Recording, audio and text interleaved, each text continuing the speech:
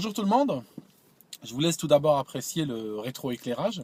C'est le soleil d'hiver en Californie. J'aurais bien aimé avoir des printemps pareils en Angleterre. Je ne résiste pas à la tentation de vous montrer le ciel qu'on a. C'est absolument extraordinaire un 21 décembre. Alors, un petit truc, aujourd'hui dans la presse locale ici, on parle du 25e anniversaire de l'attentat de Lockerbie. Vous vous rappelez, c'était le vol Panam 103, on en parle régulièrement chaque année. Et puis à l'époque, on avait accusé la Libye. En fait, c'était un petit peu fabriqué de toutes pièces. Les preuves ont été fabriquées par les Américains parce que pour une raison donnée, ils avaient besoin d'accuser la Libye sur le moment. Parce que si vous regardez cette année, 1988, donc le vol Panam 103 saute le 21 décembre. Et si vous revenez la même année, juste en été, en juillet, vous allez voir qu'il y a un autre incident très important qui s'est passé. Il y a un autre crash qui a eu lieu. Il y a une autre tragédie. C'est un avion iranien, un Airbus, qui a été abattu par erreur par un navire de guerre américain, l'USS Vincennes. Et en fait, on voit, il y a toujours sur Internet ces images-là, on voit l'équipage de l'USS Vincennes se congratuler et ils sautent de joie et tout, parce que sur le moment, ils n'ont pas encore connaissance du fait qu'ils ont allumé un avion civil, ils ont allumé un Airbus en fait. Et ce qui se passe, c'est que bon, l'USS Vincennes traînait dans le coin depuis quelques jours, ils cherchaient la merde, hein. Ils avaient déjà eu des accrochages avec divers navires. Il y a des témoignages comme quoi il avait une attitude un peu agressive, gratuitement agressive, dans l'endroit, sur l'endroit là-bas. Et ce qui se passe, c'est que il cherchait à allumer quelque chose. Et puis, à un moment donné, il y a eu l'Airbus iranien. Et puis, bon, ils ont fait un carton dessus et puis ils ont été très contents. Jusqu'au moment où ils ont regardé les news et puis ils ont appris qu'ils avaient allumé un avion de passagers avec 300 personnes, dont à peu près 70 gamins. Et sur le moment, même si les erreurs arrivent, sur le moment, ce qui se passe, c'est que la chose a été très mal gérée. Déjà, un avion iranien, alors que les Iraniens, les Américains, vous savez, ils ne sont pas très, très amis. Donc, c'est déjà très lourd, c'est arrivé dans un contexte très lourd. Et en plus, ce qui se passe, c'est que Bush, le président de l'époque, dit que, ben voilà, fuck off, c'est arrivé, les Américains, les États-Unis ne demandent pas pardon. On ne va pas vous demander pardon, on ne va même pas vous demander des excuses. Allez vous faire foutre, c'est bon. On l'a abattu, ben, ça s'arrête là. Et ce qui se passe, c'est que les Iraniens étaient extrêmement, extrêmement remontés. Il y a eu des manifestations, il y a eu des menaces, il y a eu plein de choses. Et ce qui se passe, c'est qu'à l'époque, ils avaient dit, avant la fin de l'année, on va venger nos morts.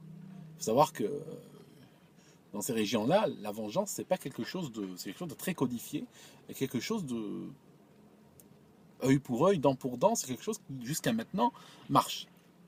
Et donc, ce qui se passe, c'est que à l'époque, il était connu dès l'été qu'avant la fin de l'année, les Américains allaient avoir des bobos. Et ce qui se passe, c'est que le 21 décembre, donc quelques jours avant la fin de l'année, boum, il y a le Panam 103 qui saute. Il était clairement évident que c'était les Iraniens qui venaient donc d'assouvir leur vengeance. Ce qui se passe, c'est que l'establishment américain, sur le moment, n'avait aucune envie d'aller se confronter aux Iraniens. Bon, ils ont dû se dire, un partout, bon, d'accord, ça s'arrête là. Ils n'ont pas envie d'aller dans plus d'escalade. Par contre, ce qui se passe, c'est que, cyniques comme ils sont, il faut savoir que l'establishment américain, c'est zéro sentiment. Je veux dire, ils s'en foutent qui a fait tomber le Panam 103. Bon, c'est des morts, puis c'est tout, ça s'arrête là. Par contre, ils ne peuvent pas laisser passer une tragédie, de l'émotion, sans l'exploiter. Donc à ce moment-là, il cherchait des poux dans la tête du Kadhafi, c'est tombé très bien qu'on lui mette ça sur le dos. Donc lui n'avait aucun intérêt de se réveiller un matin et vouloir faire sauter un avion américain, mais bon, ça tombait très bien.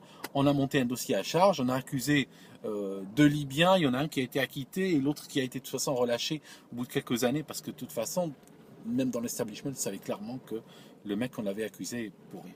Bon, voilà, c'était juste un petit rappel historique. L'USS Vincennes était équipé de systèmes de défense de missiles balistiques qui répondent à l'acronyme AEGIS.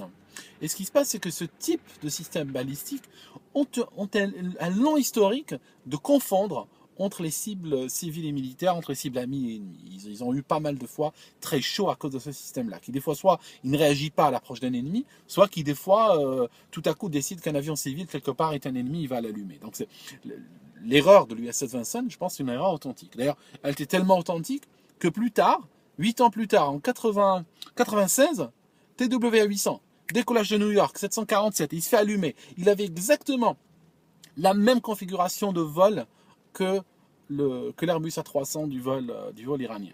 Il s'est fait allumer, des centaines de personnes ont vu un missile monter du sol et l'éclater. D'ailleurs, on n'a même pas voulu recueillir leurs témoignages, à tel point qu'ils ont dû aller louer une page, cotiser, louer une page de publicité dans le journal et publier leurs témoignages dessus, en disant qu'ils ont vu un putain de missile monter de la surface et allumer le 747 TWA-800.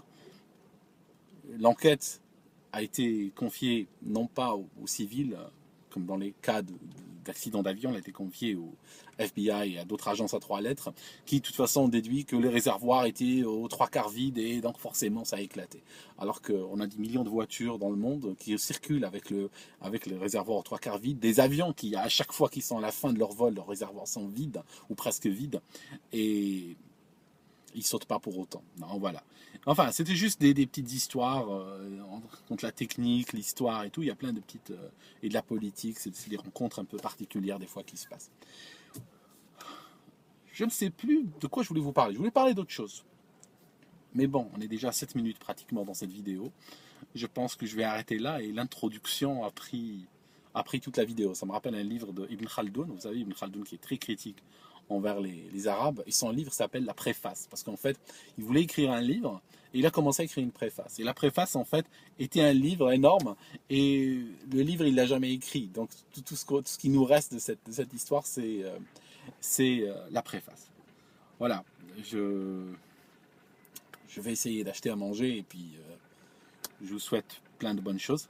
Et puis, je ne sais pas si j'aurai l'énergie ou le temps de faire des vidéos ces 3-4 prochains jours. Probablement oui. Si ça ne se passe pas, en tout cas, je vous souhaite un très, très joyeux Noël et puis joyeuse fête. Et puis de toute façon, on va se retrouver pour d'autres aventures. Je vous montre encore le soleil parce que le ciel, c'est absolument extraordinaire. J'aimerais bien trouver le moyen de vous l'envoyer. Ok. Bonne nuit pour ceux qui regardent cette vidéo maintenant. Bye.